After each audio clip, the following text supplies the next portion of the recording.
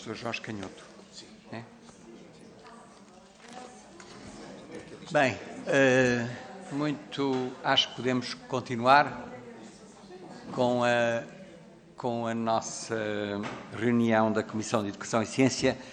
Eu pedia que, enquanto estivéssemos em audição, não houvessem conversas paralelas que fizessem barulho, porque torna-se muito difícil seguir a intervenção não só dos deputados, como dos peticionários que estão connosco.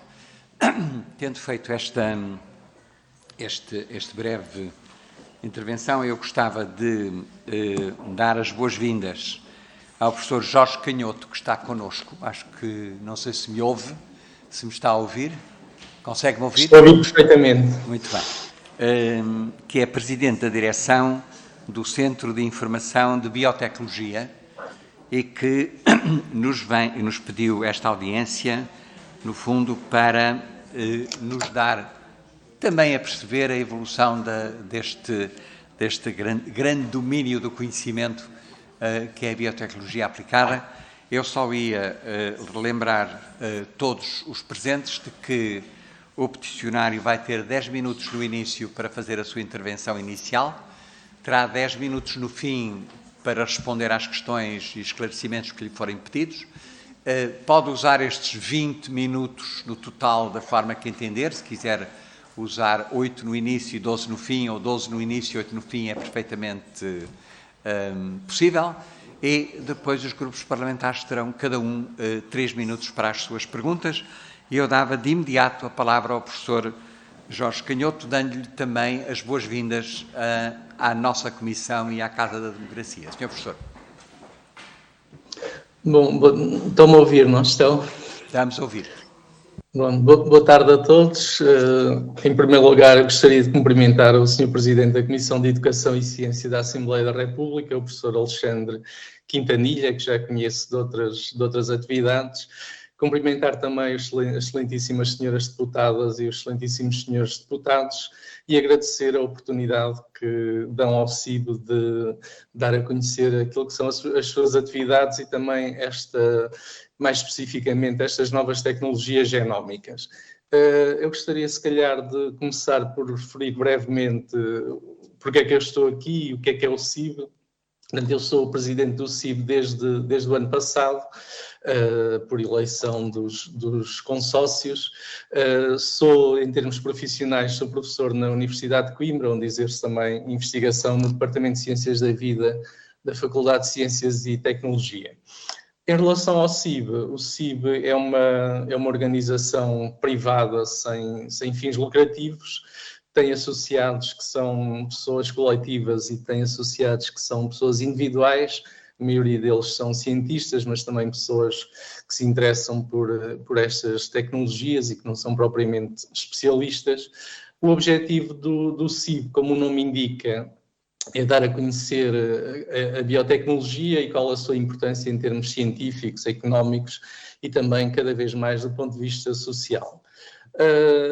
Aquilo que nos preocupa mais é a chamada biotecnologia verde, que é a biotecnologia mais relacionada com a agricultura e com a produção agrícola, uma vez que outras áreas da biotecnologia, nomeadamente a medicina e a biotecnologia industrial, têm outras instituições mais envolvidas nesses campos. Portanto, a nossa área de atuação é muito a biotecnologia ligada à agricultura e, mais recentemente, também alguns desenvolvimentos na chamada biotecnologia azul, que é a biotecnologia mais ligada aos organismos marinhos, nomeadamente às algas. O que fazemos é organizar workshops, simpósios para jornalistas, para leigos, vamos às escolas. Temos a nossa página web, onde temos uma atualização permanente sobre estas tecnologias e tentemos também que a nossa mensagem chegue um pouco à sociedade e aos decisores políticos. E, portanto, esta audiência que pedimos à Comissão de Ciência e à Comissão de Educação e Ciência insere-se um pouco neste âmbito, que é tentar mostrar a importância da biotecnologia e porque é que estas novas tecnologias genómicas são importantes. Esta audiência vem já na sequência de alguns contactos que nós tivemos com alguns grupos parlamentares, nomeadamente do Partido Socialista e da Iniciativa Liberal, que tiveram a gentileza de nos receber, e temos também uma reunião agendada com a Sra. Ministra da Agricultura no próximo dia 14 de junho, para falar também um pouco sobre as novas tecnologias genómicas. Na nossa opinião, estas tecnologias constituem importantes ferramentas para os cientistas e agricultores europeus poderem competir com os seus congêneres de outros países, onde estas tecnologias, na realidade, começam a ser utilizadas e os produtos começam a chegar ao mercado, embora se trate ainda de uma tecnologia muito recente. Por que é que este assunto é importante agora, nesta altura? Bom, o ano passado a Comissão Europeia publicou um estudo intitulado A situação das novas técnicas genómicas ao abrigo do direito da União, numa tentativa de ultrapassar o impasse que foi criado por uma decisão do Tribunal Europeu de Justiça que em 2018, portanto há cerca de 4 anos, decidiu que estas técnicas deveriam cair no âmbito da Diretiva 2001/18, que é relativa aos OGMs, ou seja, na prática, o Tribunal Europeu considerou que estas novas tecnologias são, ao fim e ao cabo, tecnologias idênticas à obtenção dos organismos geneticamente modificados, o que é um pouco estranho, porque, de facto, as tecnologias são muito diferentes. Na sequência desta decisão e deste estudo que a Comissão Europeia promoveu, a União Europeia abriu uma consulta pública sobre este assunto que está a decorrer até ao próximo dia 22 de julho, onde os cidadãos e as organizações se podem pronunciar sobre estas novas tecnologias, e o objetivo é recolher uma base de dados para que a legislação possa ser alterada ou possa ser criada uma nova legislação que inclua estas novas tecnologias. E, portanto, espera-se que em 2023, depois da discussão nos Estados-membros e no Parlamento Europeu, haja uma nova legislação relacionada com estas novas tecnologias. O nosso objetivo é tentar sensibilizar os decisores políticos para a necessidade, de facto, da criação dessa nova legislação, uma vez que a diretiva dos OGMs não enquadra propriamente estes organismos, cuja obtenção é muito parecida com aquilo que acontece com a mutagênese. Estas técnicas são vulgarmente conhecidas por edição genética e têm uma série de vantagens relativamente a outras técnicas de melhoramento e que importa referir, nomeadamente, permitem uma modificação mais rápida das plantas, eliminando cerca de 2/3 do tempo necessário para obter uma nova variedade. Portanto, se pensarmos que numa planta anual como o trigo ou o milho, uma nova variedade surge no mercado ao fim de 9 anos, isto permitiria encurtar para 3 a altura de chegada ao mercado. Depois, há uma redução dos efeitos não-alvo nas plantas, ou seja, as modificações são mais precisas do ponto de vista genético, não há perigo ou não há perigos que estão acentuados com outras tecnologias de interferir com outros genes. Permite também uma rastreabilidade mais eficaz das plantas modificadas, permite a redução dos custos e isso facilita também que organismos públicos que normalmente não têm muito dinheiro ou pequenas empresas possam aceder a este tipo de tecnologia.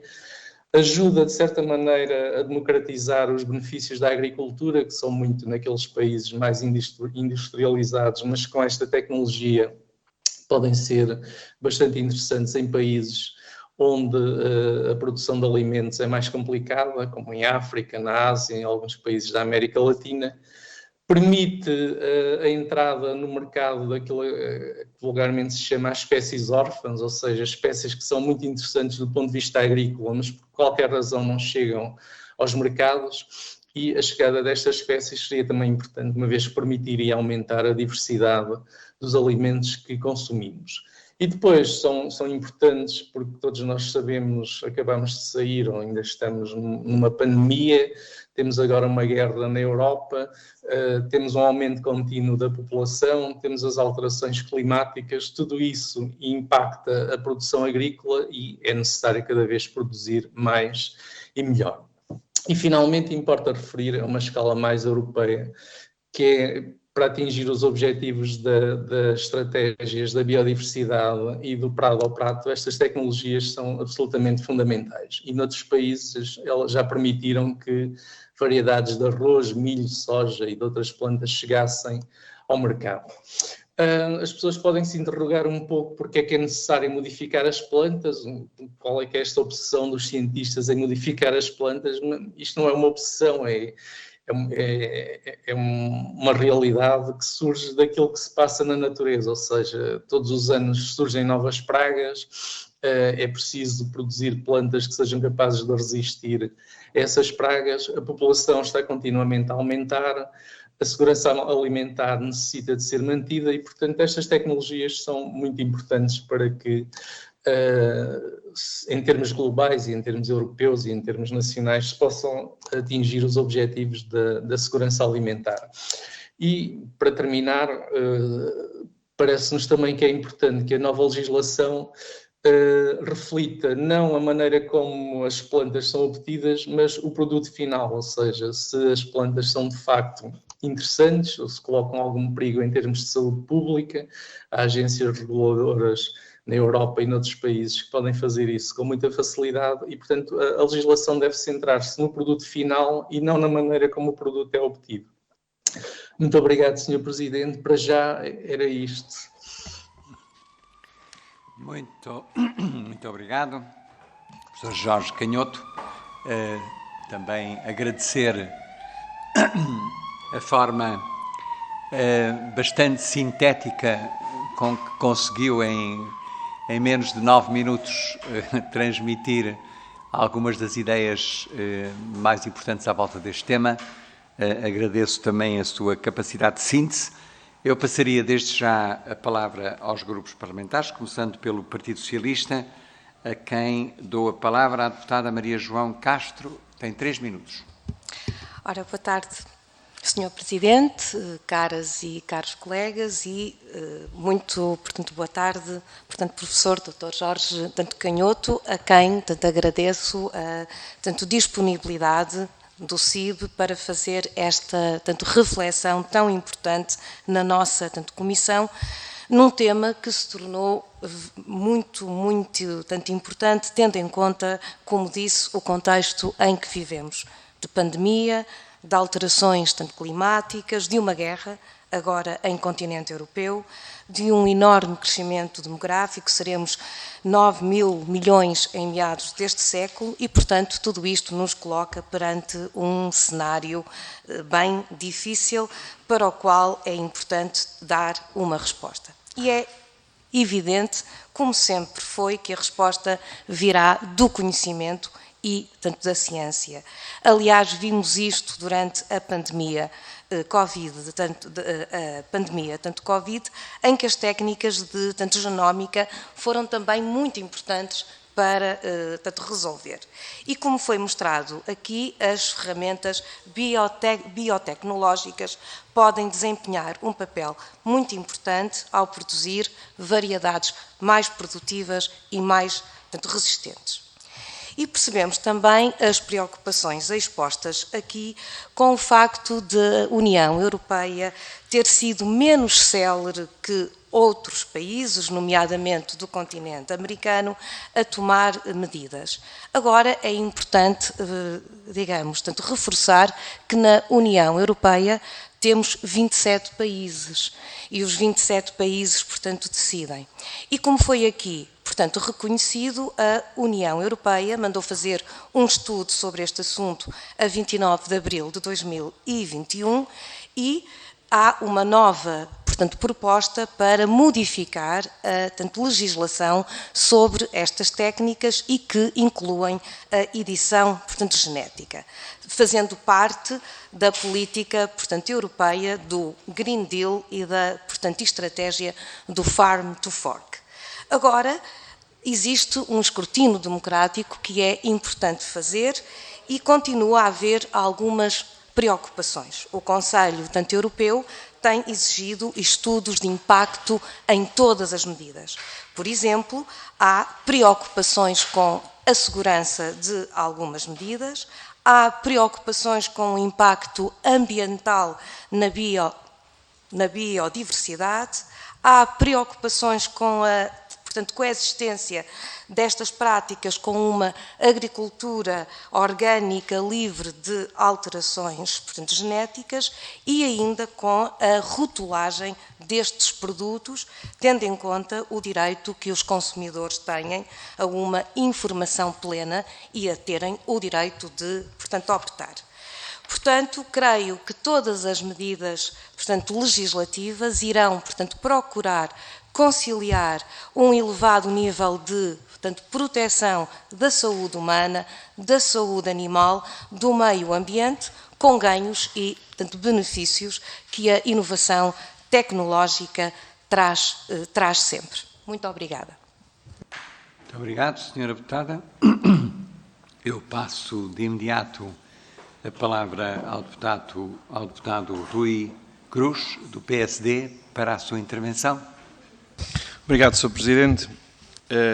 Caros colegas, Sr. Professor, permitam-me, ainda antes de questionar, que realce o papel e o trabalho meritório desta instituição, quer na promoção, formação e divulgação da biotecnologia e da inovação, mas também na investigação e nas aplicações biotecnológicas no nosso cotidiano, aplicando as novas tecnologias em áreas tão diversas como a agricultura, como referiu, a alimentação, a indústria, a medicina e ao meio ambiente. De realçar também o leque de parceiros de excelência com que se relaciona e com quem trabalha e divulga, e o seu envolvimento na produção de legislação, regulamentação e normalização ligadas à biotecnologia. E não menos importante, passo o pleonasmo, a importância que vem ganhando na exata medida em que este e os últimos governos têm desinvestido e cativado o financiamento à administração pública, especialmente àquela que também desenvolve competências na área que agora abordamos, nesta perspectiva que o CIV nos trouxe. Falo especificamente da ASAI, em que é acusado o Governo de deixar o organismo definhar, levando à extinção de áreas de especialização, entre elas a área da segurança alimentar, com a perda de capacidade do seu laboratório de segurança alimentar ou mesmo a falta de capacidade de resposta da ASAI, nomeadamente para assegurar uma das suas principais competências, a fiscalização para efeitos de garantia alimentar. Posto isto, coloco aqui algumas questões para reforçar algumas das afirmações que desenvolveu no âmbito da sua perspectiva. Na perspectiva das novas tecnologias genómicas e na forma com que se relacionam com a segurança alimentar. E a primeira é mesmo esta, em que medida estas novas tecnologias reforçam e nos garantem segurança alimentar. A segunda, quais os obstáculos legislativos, e referiu aqui a legislação que está a ser preparada, com que se depara a utilização de ferramentas biotecnológicas com vista à edição genética de alimentos. E ainda para reforçar mais a diferença, se for possível, quais as diferenças, do ponto de vista técnico e legal, entre os alimentos sujeitos à edição genética e os transgénicos.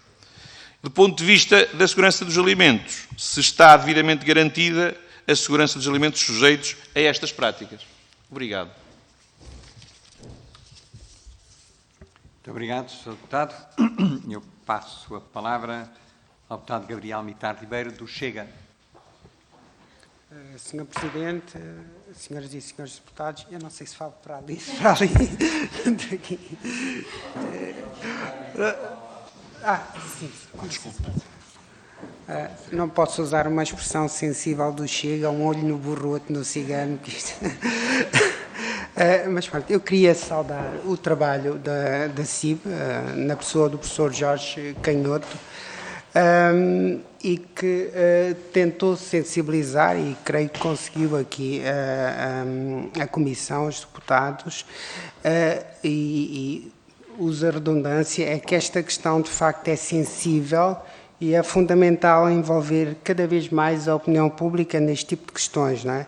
Nós estamos a falar de novas tecnologias genómicas, estamos a falar em tecnologias que têm impacto na saúde humana, na saúde animal, e estas questões são sensíveis. E o que eu estou a fazer são mais comentários. Falou na divulgação do trabalho em workshops junto das escolas, e eu queria deixar-lhe um lamento, mas também, se calhar, a minha tentativa de sensibilizá-lo, que é isto: nós temos uma comunicação social cada vez mais politizada, que se esgota na política, e se nós provavelmente tentássemos discutir cada vez mais estes assuntos de ciência, estou a falar para a grande opinião pública, da vida comum, da tecnologia, das viagens, da literatura e por aí fora, se calhar haveria mais consenso para sensibilizarmos depois a sociedade em geral para este tipo de fenómenos, de acontecimentos que são fundamentais.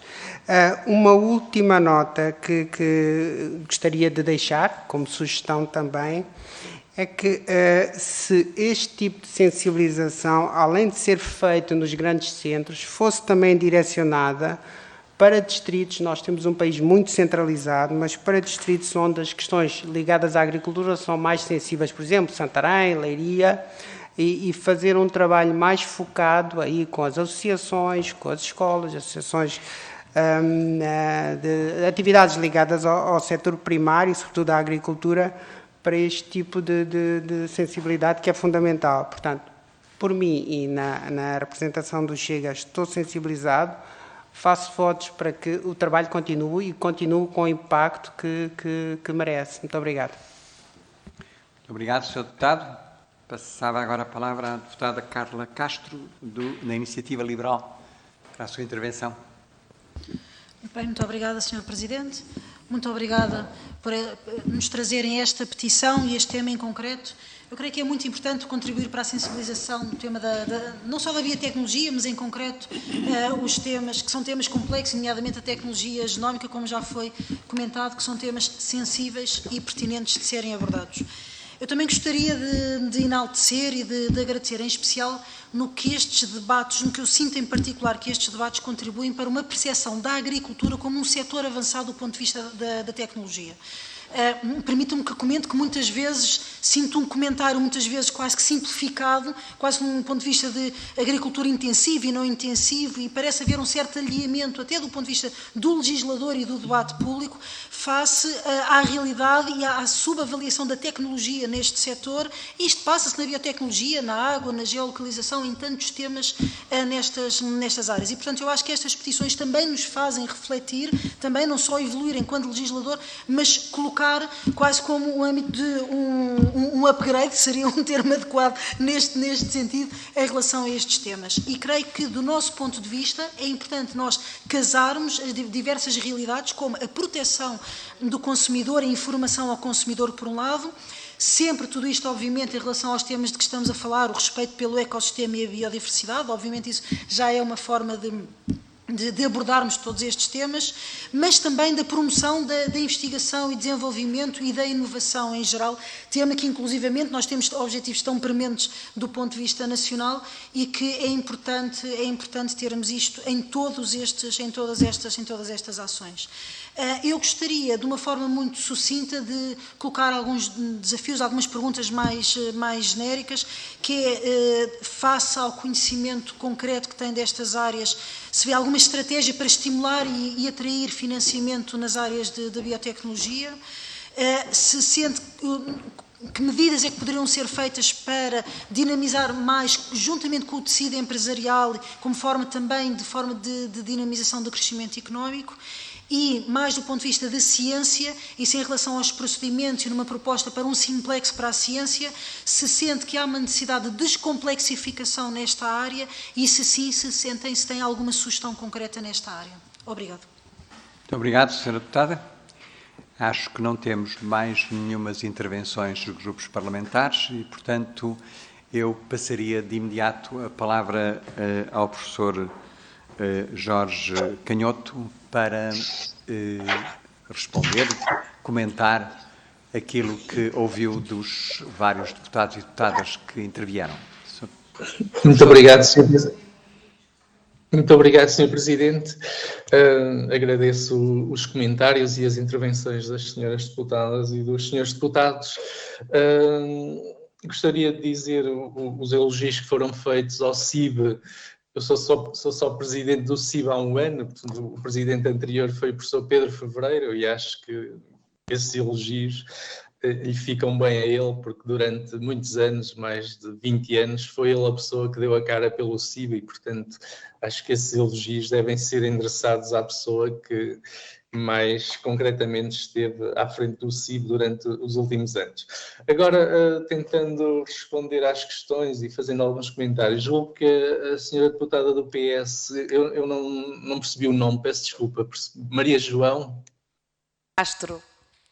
Maria João Castro, peço desculpa. Maria João Castro. Obrigado. Penso que não terá feito nenhuma pergunta, os seus comentários foram bastante pertinentes e um pouco na sequência daquilo que nós já tínhamos ouvido também com o grupo parlamentar do Partido Socialista. Parece-me que há uma abertura bastante grande do Partido Socialista relativamente a estas novas tecnologias, o que nos apraz bastante e, portanto, deixa-nos satisfeitos que haja pessoas dentro dos grupos parlamentares a acompanhar estas áreas e esperemos agora que quando os projetos legislativos se vierem a concretizar e a discutir, possamos depois aprofundar algumas destas questões. Eu penso que a deputada Maria João Castro não fez nenhuma pergunta. Se fez e se me está a escapar, agradecia que dissesse. Mas julgo que não. Não fiz. Unicamente, portanto, coloquei algumas questões, ou melhor, algumas preocupações que a Comissão Europeia tem tido para ser menos célere na aprovação desta legislação. Foi apenas isso. Tá, muito obrigado. Em relação ao Sr. Deputado Rui Cruz, do PSD, tenho aqui algumas questões que apontei. Uma delas, julgo que era em que medida as novas tecnologias garantem a segurança alimentar.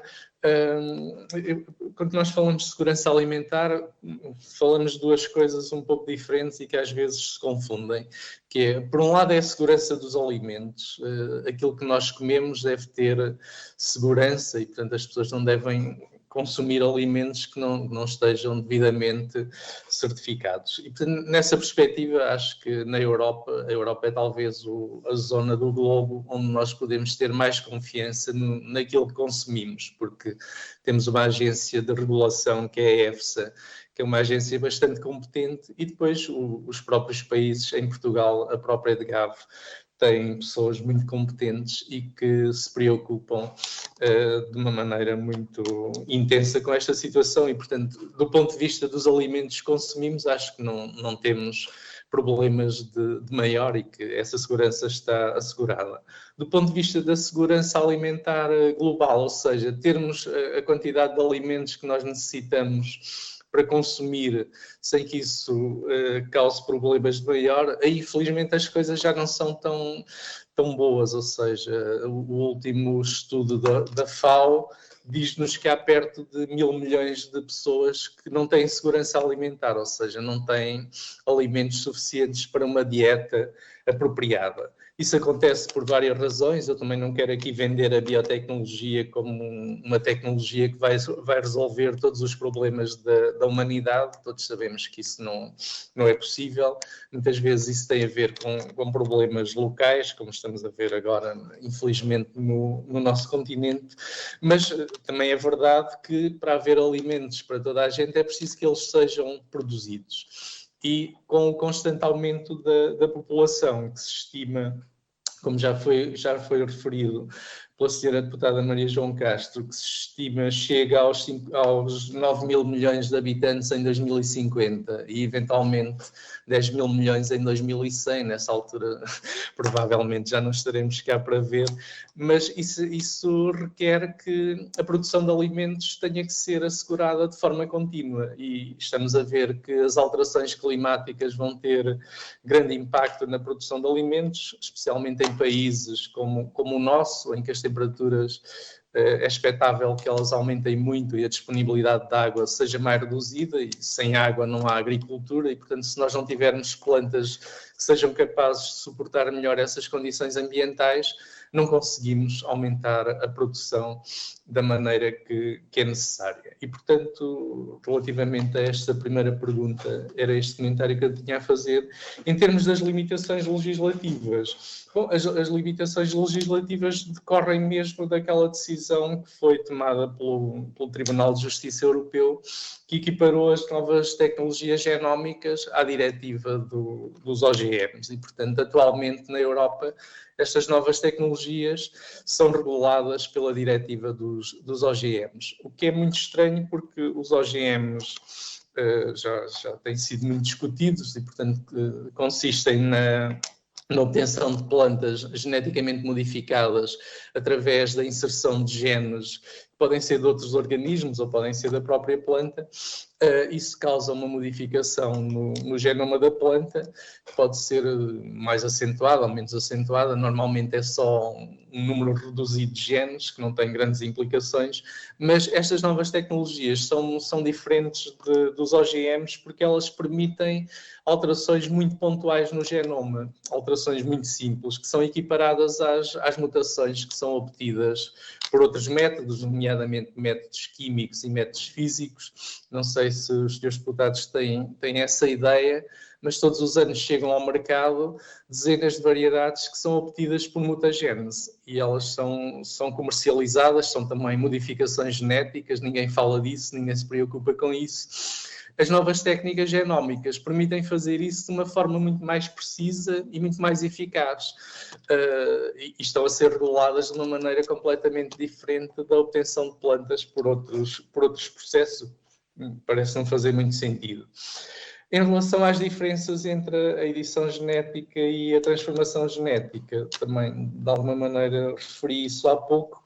A transformação genética implica muitas vezes a inserção de genes nas plantas ou noutros organismos, que são genes que não fazem parte do genoma da planta, enquanto a edição genética permite, por um lado, a mutagênese e permite, por outro lado, aquilo que se chama cigênese. Eu não queria entrar aqui em termos muito técnicos, mas a cigênese é uma técnica de modificação genética no DNA da própria planta, no genoma da própria planta, sem que ocorra inserção de genes de outros organismos.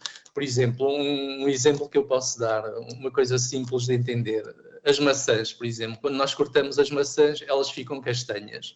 Nós podemos modificar geneticamente as macieiras de maneira a modificar o gene que é responsável por essa coloração acastanhada das maçãs. Isto é uma modificação genética que não implica nenhuma introdução de genes estranhos na planta, mas que permite uma alteração que é interessante para os consumidores. Obviamente esta não é a alteração mais interessante para a produção de alimentos, mas é só como um exemplo simples para se perceber melhor. E, portanto, estas técnicas não faz muito sentido que elas sejam reguladas da mesma maneira que os organismos geneticamente modificados, porque então, nesse aspecto mais geral, tudo é geneticamente modificado, não é? Porque até as plantas que nós obtemos por cruzamentos também são geneticamente modificados. Eu costumo dar o exemplo do triticale, que é um cereal que em tempos se cultivou muito no nosso país e que ainda se cultiva em muitos países na Europa, na Ucrânia era um deles. O triticale é um cereal completamente produzido por intervenção humana, não existe em condições naturais. Eu nunca vi ninguém manifestar-se contra o triticale, não há nada mais geneticamente modificado que o triticale porque é uma espécie nova. E uma coisa interessante é que muitas vezes se faz uma certa oposição entre a agricultura orgânica ou biológica e as técnicas da biotecnologia. A agricultura orgânica utiliza o triticale, por exemplo, não tem nenhum problema. Não sei, Sr. Deputado Rui Cruz, se eu respondi a todas as questões.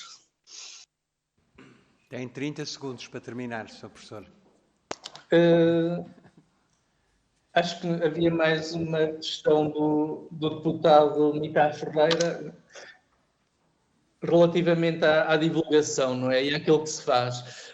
E a sugestão era que se fizesse mais divulgação, que a comunicação social discutisse mais estes problemas e em vez de problemas mais políticos.